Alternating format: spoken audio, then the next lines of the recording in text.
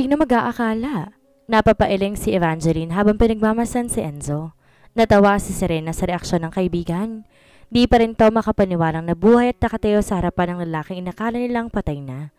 Sa pag-uwi nila ipapaliwanag ito ang lahat sa kanya. Kaya niya maghintay para doon. Bukas ang puso niya sa mga paliwanag ito. Ipinangako ni Enzo na nilibing na niya yan eh. Zombie ba si Enzo? Napapailing siya habang nakaupo lang sila sa may lanay.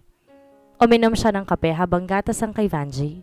Abala si Enzo at Manuel na ipasok ang mga gamit na dadalhin nila. May iwan si Manuel at Vanjie doon. Ang orihinal na gumawa ng blueprint ay si Suzette. Kaya si Suzette ang siya magpa-follow up ng project.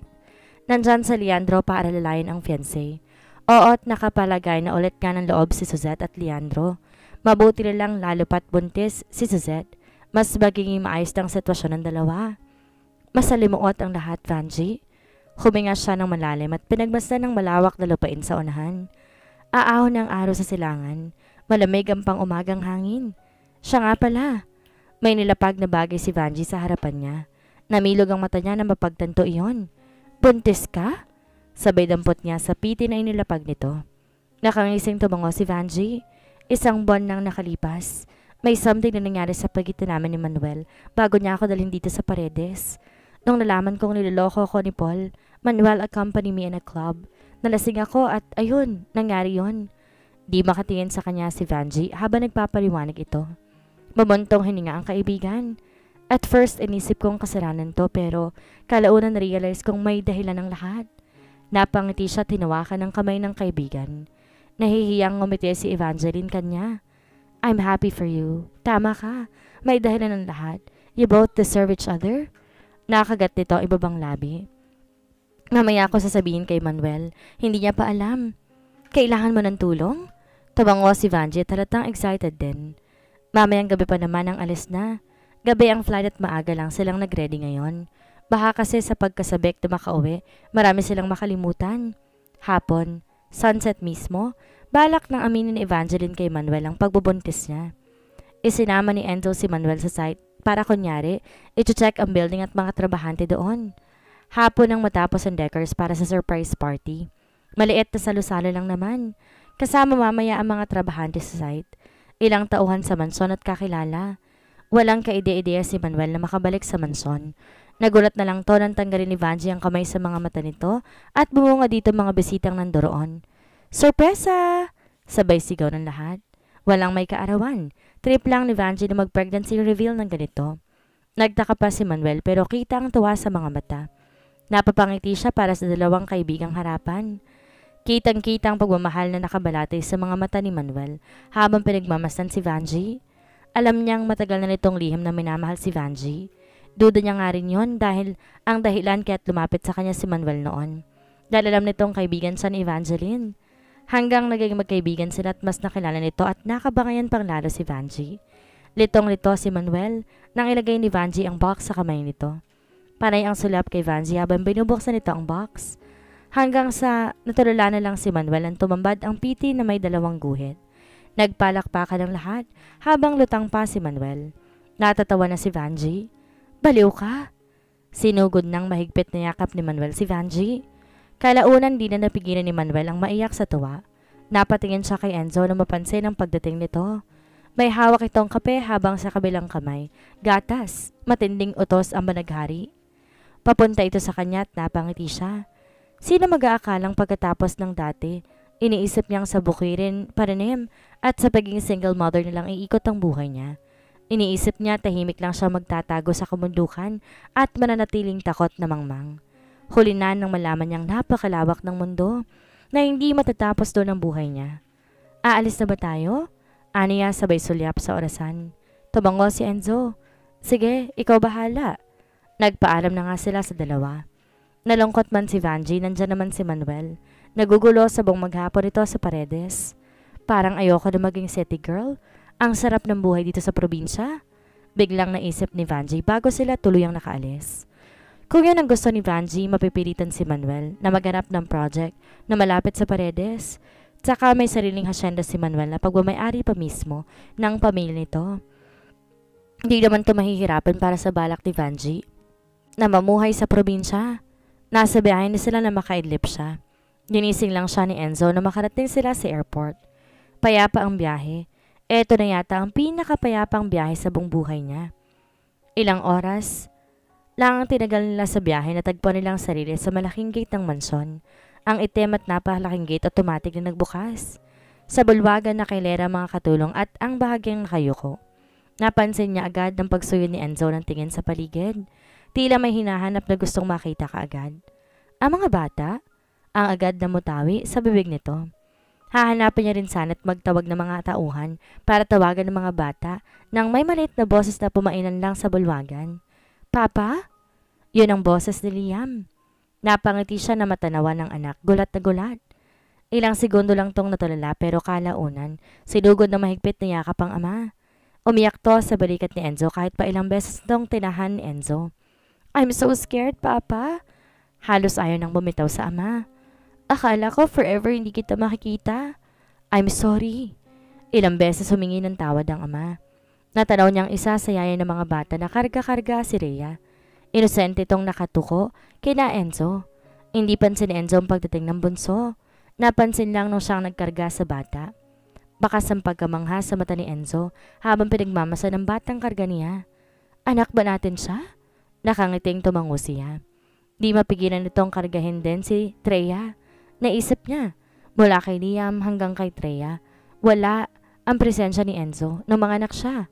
Di nito nasubukan tingnan ng newborn baby nila. Sa tagal ng panahon, ngayon lang ang mga ito nagkaharap. I want to sleep in the same room with you and the two kids. Naisatinig ni Enzo. Ngumiti siya dito at marahang tumango. Kanina lang maingay ang mga bata na naglalaro habang binabantayan ni Enzo. Katatapos ng maghapunan at kasalukay naman siya na-check ang report ng pinagkakatiwalaang tauhan ng kumpanya. Pagpasok niya na silid na abutan niya si Enzo na nasa tabi ng dalawang bata, tulog na ngayon. Di ito natulog at nanatili lang na nakabasid sa dalawa.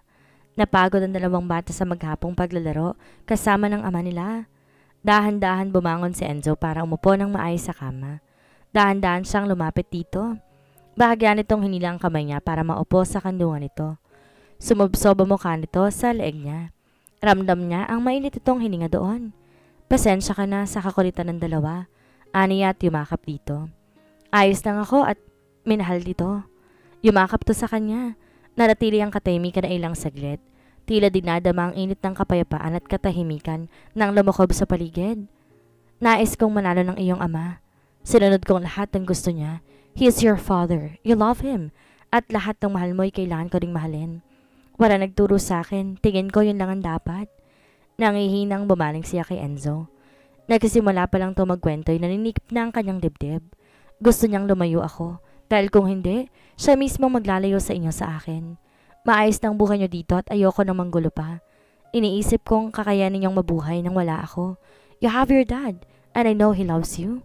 Enzo? Tumulo ang luha niya. Ako lang naman ang problema niya. Kapag nandyan ako, siguradong parating magulo. And I only want a peaceful life for you and our kids. Bakas ang panghihina sa mga mata nito. Pinaglaruan nito ang mga daliri niya. At mananatili siyang titig dito habang hinihintay niyang susunod pa nitong ikukwento. He hates me. Dahil sa ama ko, na magkugustong ina mo sa ama ko, iniisip ni Benedict trinador ng ama ko si Benedict. My father does it on behalf of my father. Mahalin mo ang iyong ana. Pero ikaw mahal ni Tanay ang tatay ko. One-sided love ito at pinagsisisihan ko yon. Napasingap siya sa narinig. Di kay naman ito na ikwentong kanyang ina sa kanya. Inakala niyang ama niya ang itinago nito sa kanya, ngunit may iba pa palang nakatagong katotohanan sa likod ng mga pangyayaring to. Benedict loves your mother. Actually, magkasintahan sila nung malaman ni Benedict na matagal nang nagugustuhan ng ina mong ama ko. Napalinok siya at matamang nakatingin sa asawa. Naalala ko kung paano lumuhod ang nanay mo sa harap ng tatay ko. I was 8 years old that time. Ang tatay ko kinasal kay mama already pero nagmakaawa pa rin siyang tanggapin ng ama ko. Although your mom was already pregnant with Benedict's child, she is pregnant of you. At hindi siya tinanggap ng ama ko. Natulala siya. Hindi niya lubos akalaing kaya yung gawin ng ina. Naalala niya kung gaano to kabait at kahinhin. Sa kabila ng mga kabaliwan ng stepfather niya, hindi ito kailanman nagreklamo. Di niya lubos akalaing minsan itong ibinaba ang sarili para sa pagmamahal na hindi kayang suklian ng ama ni Enzo. Imbes bumalik sa ama niya ay nag-asawa to ng iba, and that was Danica's father. Your mother, Benedict, and my father are good friends back then, but that love ruined everything. Patuloy niya. Napayoko siya. At yun palang katotohanang matagal nang nakatago sa nakaraan na hanggang ngayon apektado rin sila. I am the son of a man that ruined your mother's heart, and I'm sorry, Serena. Lahat na nagawa ko sa'yo, I'm sorry. Umiling-iling siya, tinawakan ng magkabila nitong pisngi para matuon ng mata nito sa kanya. Naiiyak siyang umiling-iling. Maaga tong namatayan ng ama. Unang nawala ang ina nito. He learned to run the business in his young age. Di kailanman ito naranasan ang maging bata. Namunat to sa karahasan. Wala nagmamahal at lumaki sa madilim na mundo. Noon, obsessed ako sa pagkakaroon ng anak. Kailangan manatili ang pinagpaguran kong negosyo dahil iniisip kong yun ang bagay na mananatili sa akin. My father taught me to never ever try to love someone, maliban sa pera. Di ko kailangan ng pamilya. All I need is a heir to inherit the money. At magpatuloy ang nasimulan ko sa nasimulan ng ama ko. Napasinghap siya. Pinahid ang luha sa pisngi. I forgot to be a human for once, but you taught me on how to be a human. Na kailangan ko rin ng pamilya at kasama habang buhay. Kaya't nung sinabi ng ama mo na kukunin niya kayo sa akin, I suddenly become scared. Kung paluluhirin niya ako, wag lang kayong kunin sa akin, gagawin ko. Naninikip ang dibdib niya sa mga narinig. I am sorry kung naging selfish ako. Nainisip ko lang sarili kong mararamdaman at di ko naramdaman yon ang mga anak natin. Umiling-iling siya.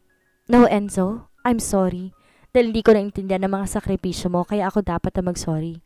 I judged you that instant na hindi ka man lang binigyan ng pagkakataong magpagpaliwanag. I was hurt. I never thought mas malala yung sakit na naranasan mo. He is your father at wala akong laban sa kanya. Ayoko ring papiliin ka sa aming dalawa. Mapait siyang ngumiti. Hindi mo naman kailangan isipin yon. Pagkatiwalaan mo lang yung pagmamahal ko sa'yo, ayos na yon. Ako'y humihingi ng paumanhin. Niyakap niya ito na mahigpit. Siya isang malakas sa tao sa harap ng lahat. Isang mafiyang hindi natalo. Akala ng lahat delikado siya. Isang cold-hearted, lethal, dark boss ng mafia. But then nobody knows that he is human too. May kahinaan din. Who would have thought ng isang Enzo Vitiello ay may kinatatakutan din at kahinaan? At yon ay ang pamilya nito. Walang pagdadalawang isip itong pinakita sa kanya ang kahinaan nito. Hawak itong kamay niya habang mahimbing tong natutulog sa tabi niya. Tila sa tagal ng panahon, ngayon lang ito natulog ng ganito kapayapa. Daan-daan siyang bumangon at tinignan ng phone. May dumating na message doon. Papa? Yes, I am now free. Pupunta ako sa bahay ninyo. Ready your baggage. Kukunin na kita ngayon. May mga tauhan akong kasama para matulungan ka at sa mga bata. Naparunok siya at tumingin sa orasan ng dingding. Sayang, 12 na ng hating gabi. Nag-reply siya. Serena? Hihintayin kita. Nasasala na siya at nakaupo sa couch at nagkakape habang hinihintay ang paparating. Ilang saglit narinig niyang ugong na sasakyang nasa labas. Kalmado siyang nanatiling nakaupo doon sa may sala. Ilang saglit lang pumasok sa bulwagan ng ama niya. Malaking hakbang nitong nilapitan siya sa sala. May lamig sa mata niya na salubungin ang tingin ng ama. What are you doing? You have to be ready. I told you to pack your things. We have to go. Hindi kami aalis dito, Papa. Hindi namin iiwan ang bahay at si Enzo. Nagsalubong ang kili nito. Kaninang umaga lang nabasa ang mahabang mensahe ng ama niya. Hinihikayat siya nitong sumama na at iwan si Ana, iwan ang kanyang asawa. Enzo? Tila hindi matapos ang pangumbinsi nito sa kanya. Parati mong sinasabi na kailangan kong iwan si Enzo para kahit kailan hindi mo sinasabi sa akin ang dahilan mo. Bakit nga ba kailangan kong iwan ang asawa ko, Papa? Bigyan mo ako ng dahilan. Nagdagis ang bagang nito. Pack your things. You have to leave that man. May dilim sa mga mata nito. Sabihin mo muna sa akin ang lahat. Paano kita pagkakatiwalaan kung hindi mo kinaklaro sa akin ang problema mo kay Enzo? Nagsimula na namang manubig ang mga mata niya. Bakit ayaw mong ipaliwanag sa akin para maintindihan kita? Lumalalim ang paghinga nito at umiigting ang panga habang nakatitig sa kanya. Sabihin mo, Papa. Traidor ang ama niya, naiintindihan mo? Traidor ang pamilyang yan. Napapailing siya. Kung ganon tama nga ang duda niya, na isa lang to sa personal na problema noon. Kung ganon, bakit nadadamay kami? Tahimik lang kaming namumuhay, Papa. Bakit kami nadadamay dito? Naniningkit ang mata nito at bakas ang pagdududa nang marinig yan sa kanya. Huwag mong sabihing nabilog ka ng lalaking yon. Gagamitin ka lang niya gaya ng ina mo. Tingnan mo ang nangyari sa ina mo. Muntik na siyang mabaliw para lang maibigay ang lahat sa ama ng Enzo na yan. Tapos ikaw? Umiling-iling siya. Bumakas ang gulat sa mata ng ama niya dahil sa reaksyon niya. Nananalitay sa dugo ng mga vitelo ang kademonyohan, Serena. Ayoko lang madami kayo sa alita namin. Alita niyo yon, Papa. Iba kami. May mga anak na kami. Kung ganoon gusto mong sundin ng mga anak mo ang gagawin ng ama nila? Kung ano ang ama niya, yun din si Enzo. Kung ano ang ugat, yun din ang bunga. At siguradong ginawa ito ni Enzo para paikutin ka. Paglalaroan ka lang niya gaya ng ginawa ng ama niya sa ina mo. Napaawang ang bibig niya dahil sa narinig mula sa ama niya. Ganun ba ang tingin mo sa akin, Papa? Bakit parati mo akong kinukumpara kay Mama? Pinahid niya ang luha. Napamaang si Luminous at agad na tauhan. Sorry, hindi ko sinasadya. Anak niya ako, oo, pero hindi ako si Mama. Inihilamos ito ang palad sa muka at frustrated na nag-iwas ang tingin. Alam mo, Papa, now I get it. Panimula niya dahilan para nilitong bumaling sa kanya si Benedict. Hindi ka mahal ng ina ko pero pilit mong pinagsisiksikan ang sarili mo sa kanya. Bakit nga ba mas pinili ni Mama si Edelberto kaysa bumalik sa'yo pagkatapos siya ipagtaboy ng ama ni Enzo? Bakit kanya iniwasan? Bakit di kanya pinakilala sa akin? Bakit parang ayaw kanyang makita? Paano ko nabuo kung halos ayaw kanyang makasama, Papa? Doon lang niya namansin ang pamumula ng kanyang ama. Agad tong nag-iwas ang tingin. Napaawang ang bibig niya. Nung sabihin ni Enzo na hindi minahal ng ina niya si Benedict, may duda na agad na nabuo sa utak niya. Nagalit ka ba sa aking ina, Papa? Natigagal at parang di makapagsalita si Benedict nang balingan siya. Bakas ang guilt sa mata at patuloy itong tinakasan ng kulay. Napatakip siya sa bibig. Dito nakapagsalita. Ibig sabihin tama siya. Ginahasa nga nitong kanyang ina. Oh my God! Nangihinang napaupo siya sa couch. Hindi ko sinasadya. Hindi mo ginagawa to dahil nag-aalala ka sa amin ng mga bata, Papa. Kundi dahil obsessed ka. Obsessed ka sa nakaraan na pati ang kasalukuyan dinadamay mo. Kakompetensya pa rin ang tingin ng mga vitelo. Kaya ayaw mo kay Enzo para sa akin? Di na nito nagawang tapusin ang dapat itong sasabihin. Paano mo nagawain kay Mama? Hindi ko alam kung paano ako nagawang tignan ni Mama sa mata.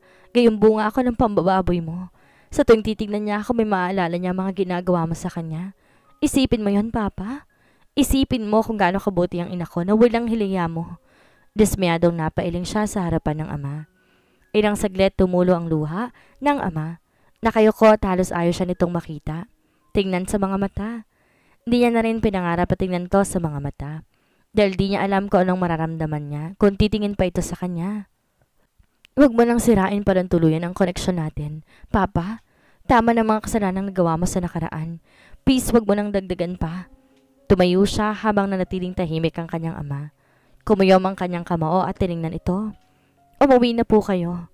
Pagkatapos sa mga nalaman ko ngayon, huwag na po kayong umasa na may babalik niyo pa po ang nasirang tiwala ko sa inyo.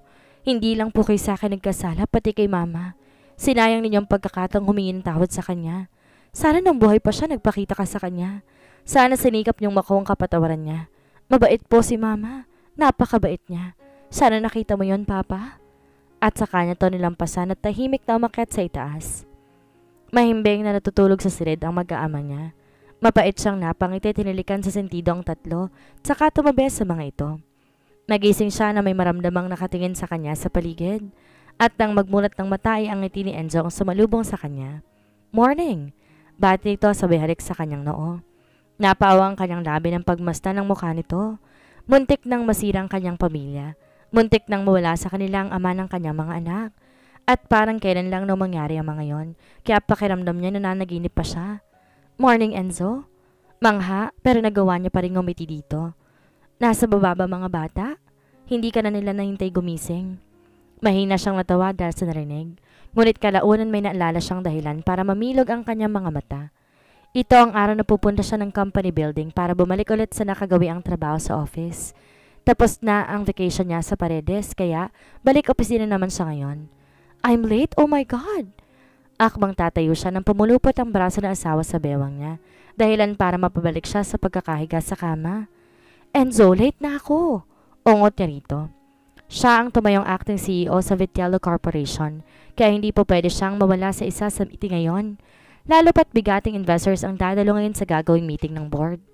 Don't worry, I'm coming with you today. Bulong pa rito sa tenga niya. Namilog ang mata niya sa narinig mula dito. Sigurado ka? Di ba dapat huwag muna natin silang biglain sa ngayon? Sumilay ang malokong ngisi nito, ngunit may banta sa mga mata. I wonder kung ilang Leandro pang pumoporma sa opisina. I won't stay here while thinking those rascals hitting on my wife. Napaawang ang bibig niya.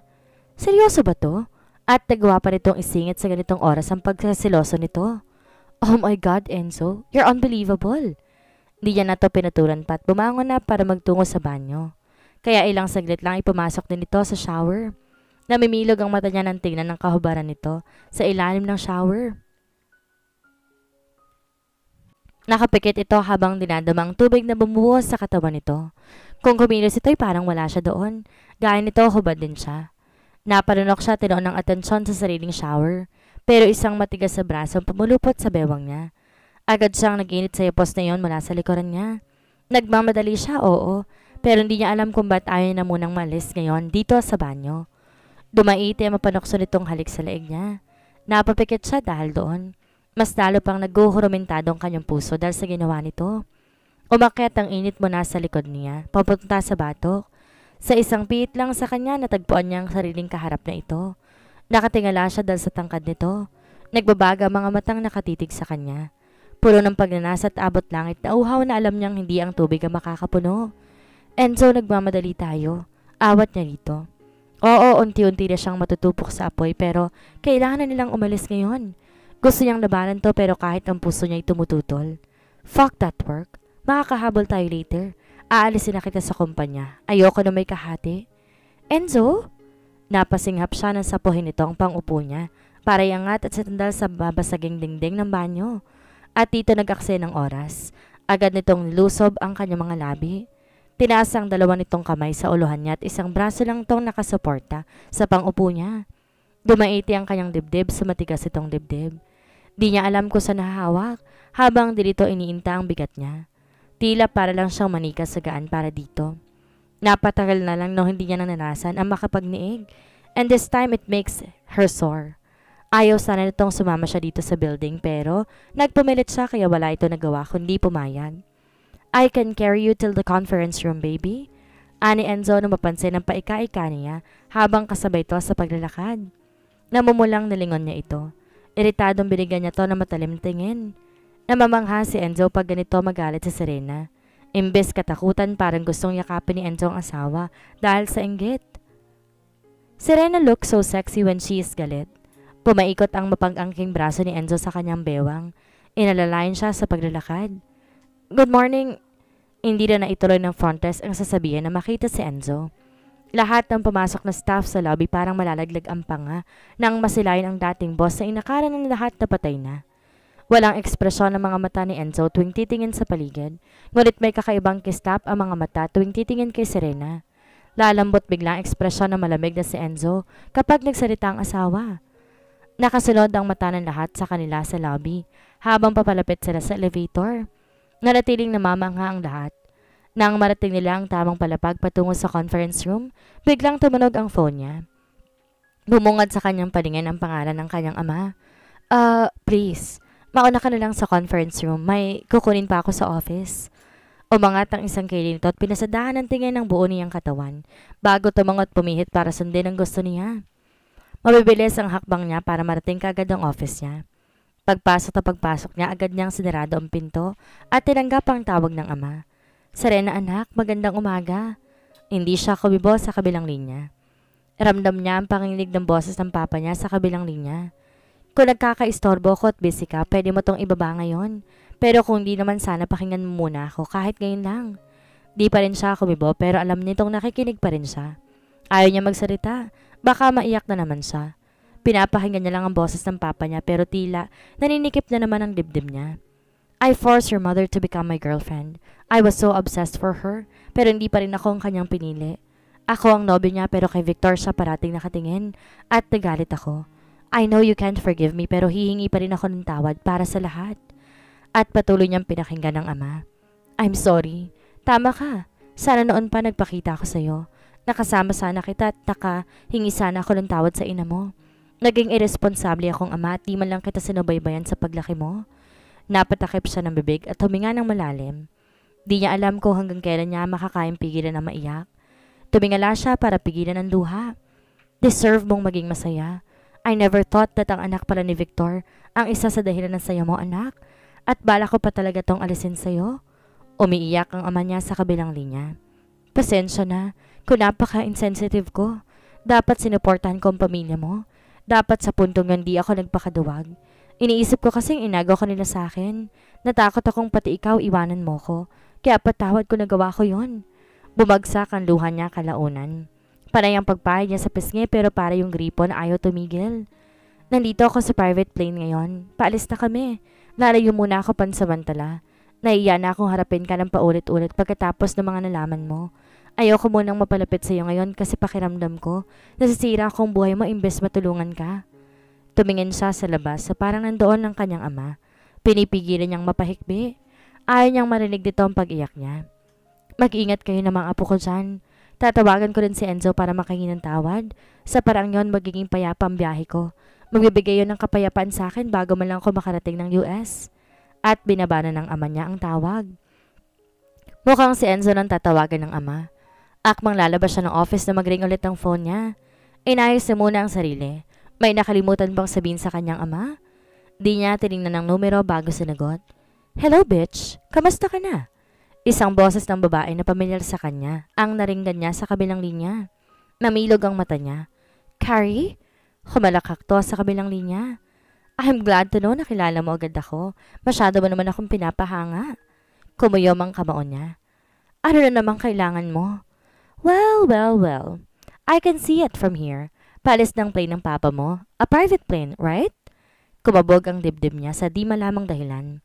Nandito ako sa runway. Tinatanong yung private plane ng papa mo.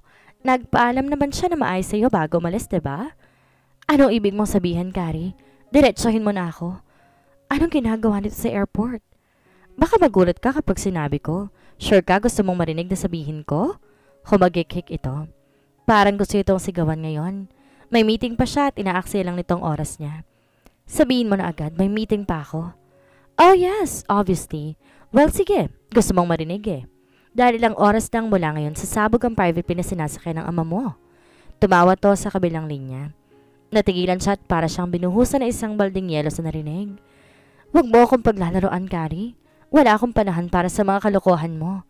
Well yes, alam ko naman na hindi ka talaga maniniwala.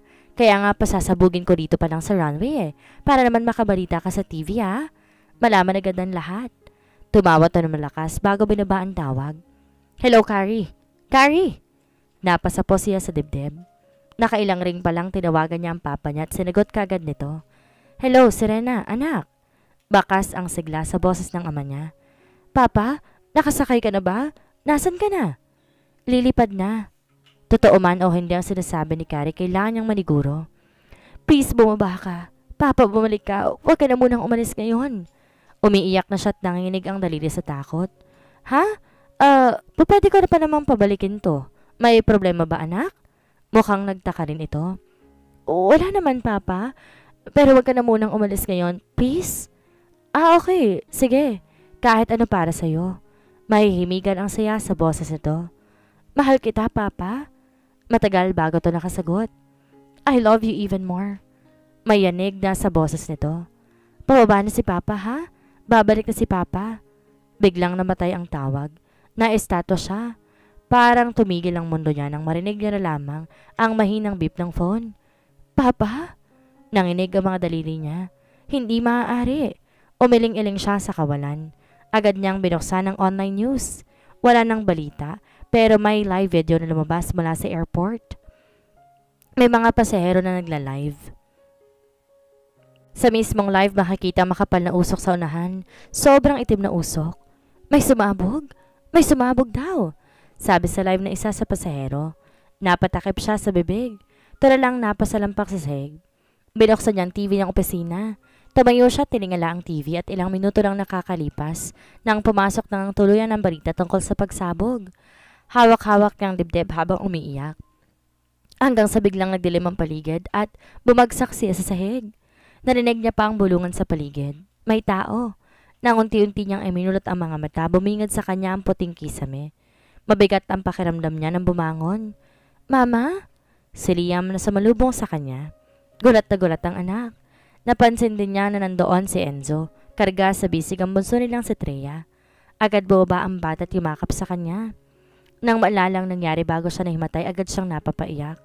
Ang ama niya. Wala nang ama niya. Si Papa, nahanap na ba siya? Sumabog ang private plane na sinasaka nito. Panigurado nagkalasog-lasog ang katawan nito. May imagine niya pa lang kung gaano kasaklap ang nangyari sa ama niya, ay parang pinirapireso na ang sakit. Siya'y... Bago pa makapagsalita si Enzo, may isang pumasok sa pinto. May bitbit na supot na may tatak ng kanilang restaurant. Napaawang ang labi niya. Gulat na gulat siya habang bakas ang matinding pag-aalala sa mata nito na muntik pang mabitawan ng dalang pagkain para lang malapitan siya. Papa? Oh my God! Sinugod siya nito ng yakap. Nalilitong silulyapan niya si Enzo. Seryoso lang nakamasid sa kanilang dalawa ng ama niya. Kalaunan ng ama niya na mismong nagpaliwanag sa mga pangyayari at nagpasalamat siyang bago pa sumabog ang sasakyan, nakababa na ito. Agad na napaimbestigan ang nangyari. Nalaman naman agad ang gumawa sa turo ng kapangyarihan ng ama niya. Sumakay rin ng private plane si Carrie bago nangyari ang lahat. Mabilis tong nakatakas tungo ng ibang bansa. May impluwensya rin ng ama ng babaeng yon at planchado ang plano. Kalaban nga ng kumpanya ni Benedict ang kumpanya nito. Enzo, kasama sa kumalaban kay Benedict ay ang ama ni Carrie. Mas pag-iigihan pa ng mga tauhan ko ang paghanap sa kanya. May ilang private investigator na rin ako nakausap para dyan, ani Papa. Lahat na maaaring pagtaguan ng pamilya ni Carrie, binanggit ni Enzo sa mga private investigator. Malaki ang may tutulong nun para mas mapabilis ang proseso. Hindi na dapat makalapit pang babaeng yun sa inyo. Ayos lang ko sa akin lang, pero nadadamay kayo. Medyo guilty ang ama niya sa tono nito. Parang sinisisi pang sarili. Umiling-iling siya. Galit din sa kanya si Carrie. Hindi dapat ito isisi sa sarili ang lahat. Kahit wala ang ama niya, susugod pa rin sa kanyang babae. Nag-start siya rin siya di kalaunan. Taon ang lumipas. Abala pa rin ang ama niya sa pagtonton kay Carrie at sa ama nito. Mukhang pinagigihan ng pamilyang pagtatago. Maging ang pamilya hindi na mahagilap. It was December, magpapasko na. Bumalik sila sa mansyon ng mga Paredes. Balak nilang doon magpasko. Again, that was a peaceful part of it. At itong unang beses na sa probinsya sila magsa-celebrate ng Pasko at New Year. Mama, gusto ko dito. Biglang naisatinig ni Liam. Maging ang bata gustong-gustong klima at katahimikan ng Paredes. Hindi nilang in-expect dalasanay ang dalawa sa city. Parang gusto ko nang manatili dito. Mabuti, Mama. Namilog ang mata niya. Sa sunod ay dinugtong ni Liam. Liam is now 13, while Treya is already 7 years old. Just like Liam, madaldal din si Treya. Well, not me. Gusto kong bumalik sa may papa's mansion. Sa pagitan ng dalawa, si Treya ang mas close sa ama nito, while malapit sa kanya si Liam. Masyado na spoil niya ni Enzo si Treya. Dalawa, si Treya naman kasi ang mas demanding sa ama, while Liam gusto lang ng mga simpleng bagay. Hindi materialistic si Liam, kabaliktaran ni Treya. Kuya wants to stay here. Tinawag kasi siyang pogi nung nasa sapa kahapon eh. Sumbong ni Treya. Sinimangutan ni Liam ang kapatid. Alam mo, Mama, para niyang tinititigan yung baby na cute na kinakarga ng farmer kahapon. May crush yata si Kuya sa baby na yan. Oh my God! Treya! Bulalas ni Liam. Mas iritado na ito ngayon sa mga pinagsusumbong ni Treya. Ang babaeng may babing tinutukoy ni Treya ay asawa na isa sa nagtatrabaho sa kwadra ng kanyang ama. Dumadami ng mga kabayo. Balak na rin ni Enzo palakihin ang kapihan na napaubayaan na nang umalis si Benedict para sa kasuhin ng paghahanap kay Carrie. True, Mama. Kuya likes younger than him. He likes that baby. Maybe he has a plan na maging wife ang baby na yun in the future. Nagugulat siya minsan sa mga lumalabas sa bibig ng mga anak niya. Especially Liam. Shut up, Ria. Mahinang saway ni Liam nang iproblemado na dahil sa mga sinasabi ng kapatid. Hay nako, kayo talaga. Ginulo niya ang buhok ni Treya at natatawa.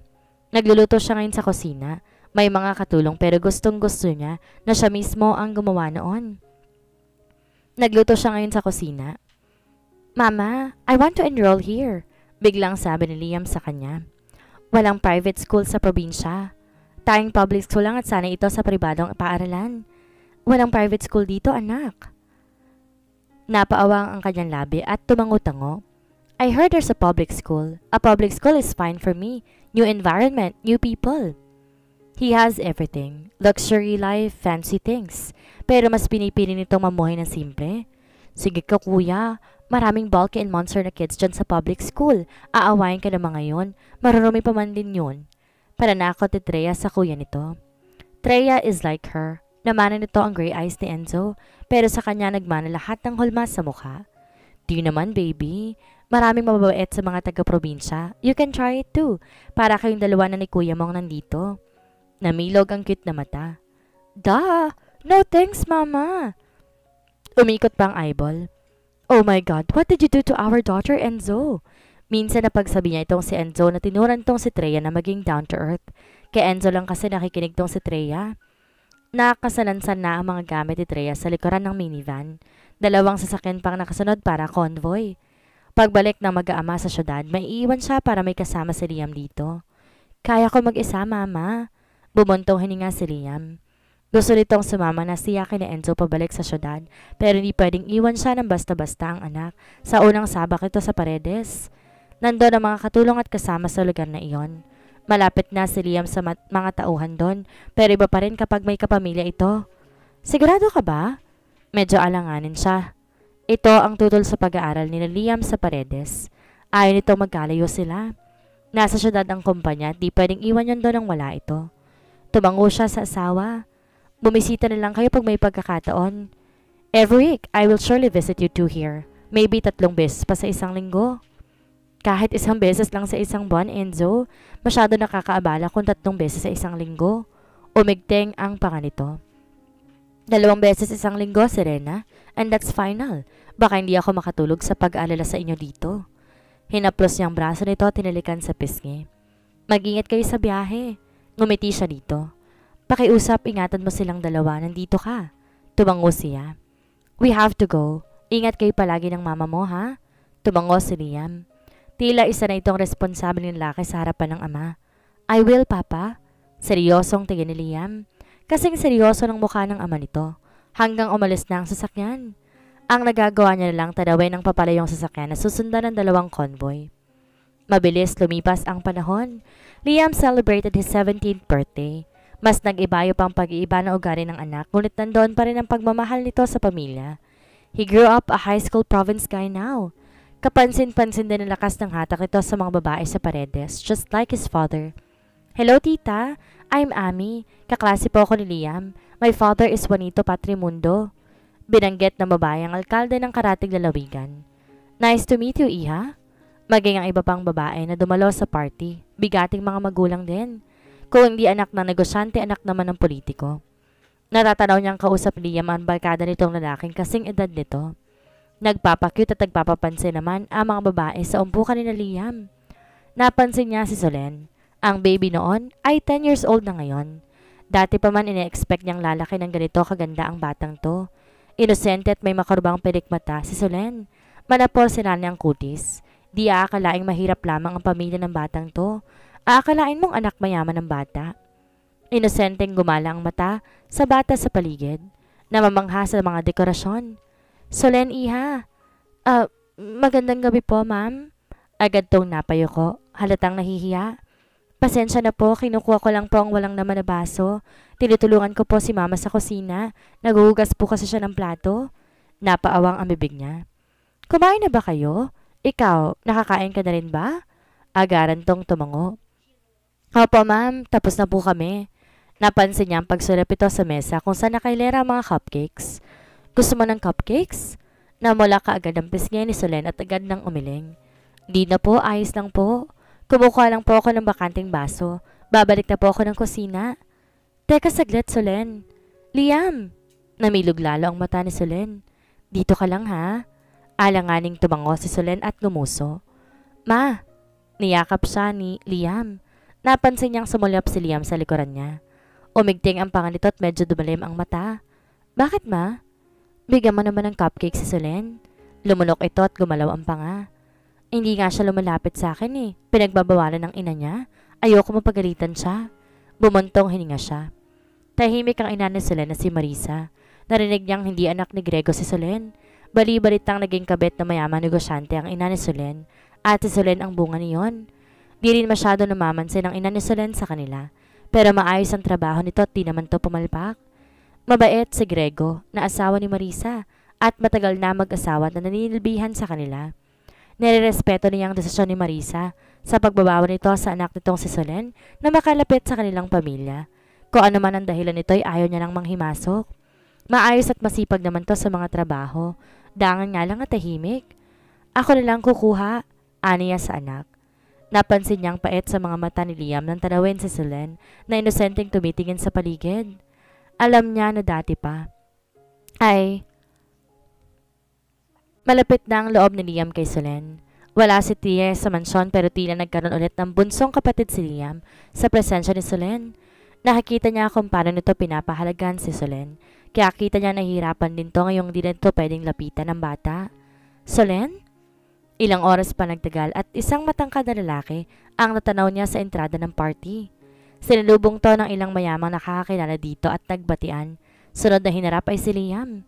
Inintay niyang matapos ang dalawa at agad tong natagpuan sa kinaroroonan niya at gumiti siya rito. Malaki ang hakbang tinawid itong distansya nila at umangat siya sa ere nang salubungin siya nito ng mahigpit na yakap. Miss na kita, baby. Natatawa siyang hinampas ang braso nito.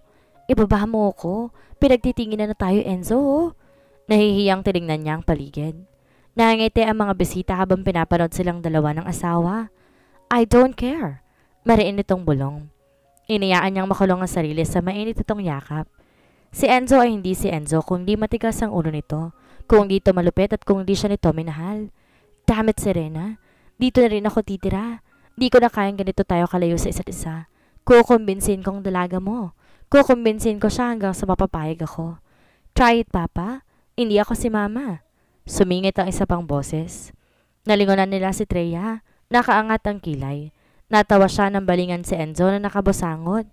Oh, ayan ang spoil mong anak, Enzo. Nagkibit balikat siya at natatawa pa rin. O paano? Ligawan mo rin ang anak mo, ha? May choice ba ako? Problemadong bumuntong hininga si Enzo. Come on, Enzo. Matinig ka sa babae. Gamitin mo ang karisma mo sa anak mo. Oh God! Hindi niya lubos akalain ganitong uring kasiyahan ang matatanggap niya pagkatapos ng lahat.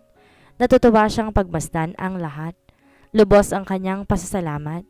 Si Enzo ay isang hayop at walang makapagpapaamo sa halimaw na ito hanggang sa dumating siya. At ngayon, masaya nilang pinagsaluhan ang pag-ibig na binuo nila kasama mga anak na siya lalo nagbuklod sa kanilang pagsasama at pagmamahalan.